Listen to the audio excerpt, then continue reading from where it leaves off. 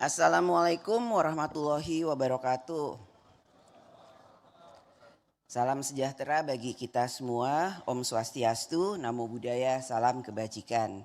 Yang kami hormati para Wakil Ketua DPR RI, para anggota DPR RI, dan hadirin yang berbahagia. Puji syukur kehadirat Allah Subhanahu wa Ta'ala, Tuhan yang Maha Esa, yang telah memberikan rahmat dan karunia-Nya, sehingga pada hari ini kita dapat kembali hadir untuk menjalankan tugas konstitusional pada masa persidangan 4 tahun sidang 2024-2025. Selamat datang bagi seluruh anggota DPR RI yang baru saja kembali dari daerah pemilihan dan bertemu dengan konstituennya, menyerap aspirasi rakyat dan menindaklanjutinya sesuai kewenangan konstitusional DPR RI.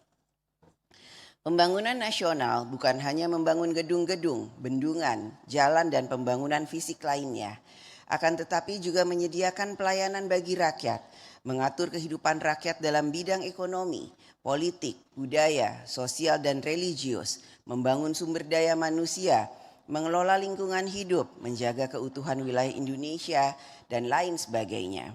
Keberhasilan kita dalam melaksanakan pembangunan nasional tersebut harus dapat dirasakan oleh rakyat, yaitu apakah rakyat merasakan pelayanan yang diberikan negara semakin baik, fasilitas untuk aktivitas rakyat semakin maju, rakyat beraktivitas dengan nyaman dan tentram, rakyat dapat membangun kehidupannya untuk sejahtera, dan lain sebagainya.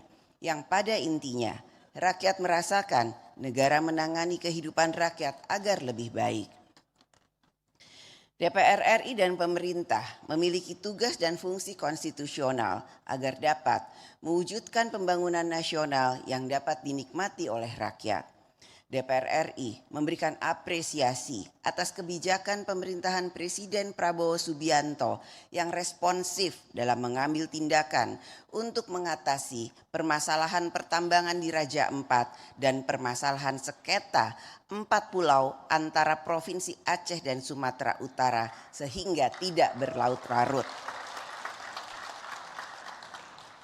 Kehadiran negara yang ditunjukkan dengan tindakan pemerintah yang cepat, tepat dan akuntabel, transparan dan bermanfaat bagi rakyat banyak selalu menjadi harapan rakyat dan kita semua.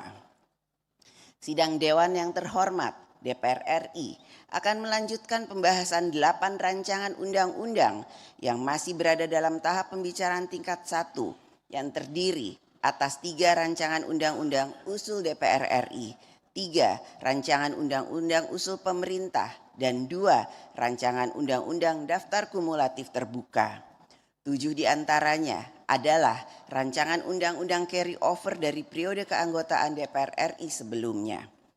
Pembentukan suatu undang-undang tidak terlepas dari perspektif kepentingan para pihak yang diatur dalam undang-undang.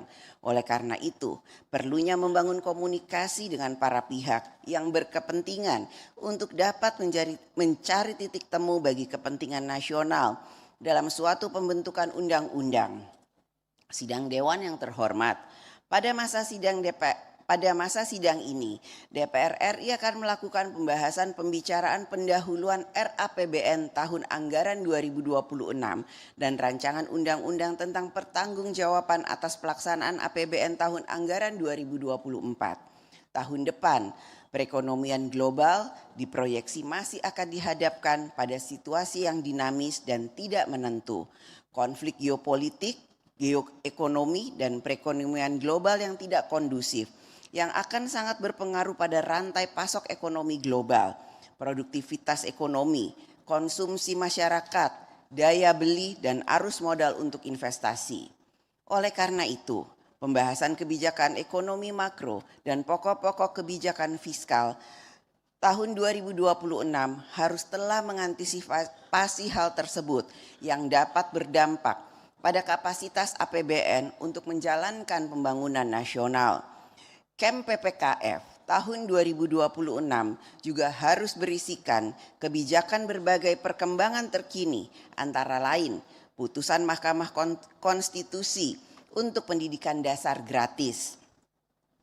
Pembahasan rancangan undang-undang tentang pertanggungjawaban atas pelaksanaan APBN tahun anggaran 2024 akan difokuskan pada efektivitas pencapaian dan efisiensi pelaksanaannya, serta evaluasi yang harus ditindaklanjuti untuk menyempurnakan APBN tahun-tahun berikutnya.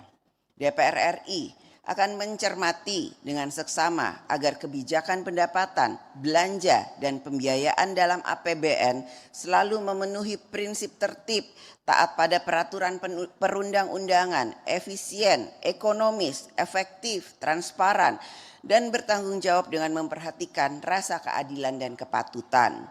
Sidang Dewan yang terhormat, berbagai permasalahan yang akhir-akhir ini menjadi perhatian rakyat serta perlu mendapatkan perhatian dari alat kelengkapan Dewan antara lain: 1. Tingginya angka pengangguran dan tingkat pemutusan hubungan kerja. 2. Permasalahan dalam pelaksanaan ibadah haji tahun 2025. 3. Penerapan stimulus ekonomi untuk meningkatkan pertumbuhan ekonomi. 4. Permasalahan ojek online. 5. Pengoplosan gas bersubsidi. 6. Pelaksanaan evakuasi terhadap WNI yang berada di negara yang sedang terlibat konflik. Dan 7. Posisi Duta Besar Indonesia untuk negara sahabat yang belum terisi. Selanjutnya, pada masa sidang ini, DPR RI melalui alat kelengkapan Dewan akan melakukan pembahasan terhadap pemberian persetujuan atau pertimbangan atas calon pejabat publik, antara lain Deputi Gubernur BI dan anggota Dewan Komisioner LPS. DPR RI akan terus menjalankan fungsi diplomasi yang diarahkan untuk membangun hubungan kerjasama antar parlemen. Kegiatan diplomasi tersebut berperan penting dalam memperkuat politik luar negeri Indonesia. Pada masa sidang ini, DPR RI akan menerima kehadiran delegasi dari beberapa negara, antara lain Duta Besar dari Ekuador, Afrika Selatan, Cyprus, dan delegasi Belanda. Adapun kunjungan delegasi Indonesia akan dilakukan ke negara Meksiko, Kazakhstan, Mongolia, Belarus, Cina, dan Jepang. Sidang Dewan yang terhormat, demikianlah pokok-pokok kegiatan yang akan menjadi perhatian DPR RI melalui alat kelengkapan Dewan pada masa persidangan ini. Rakyat Indonesia dapat turut mengawasi dan berpartisipasi dalam setiap pelaksanaan fungsi dan tugas DPR RI sesuai dengan mekanisme dan ketentuannya. Selanjutnya, DPR RI akan memasuki masa persidangan 4 tahun sidang 2024-2025. Dengan mengucapkan Bismillahirrohmanirrohim, saya atas nama pimpinan DPR RI mengumumkan kepada seluruh rakyat Indonesia bahwa sidang ini akan dimulai sejak hari ini, Selasa, tanggal 24 Juni 2025 sampai dengan 24 Juli 2025. Kepada anggota Dewan yang terhormat, kami menyampaikan selamat bekerja, menjalankan kedaulatan rakyat, dan memperjuangkan kesejahteraan rakyat.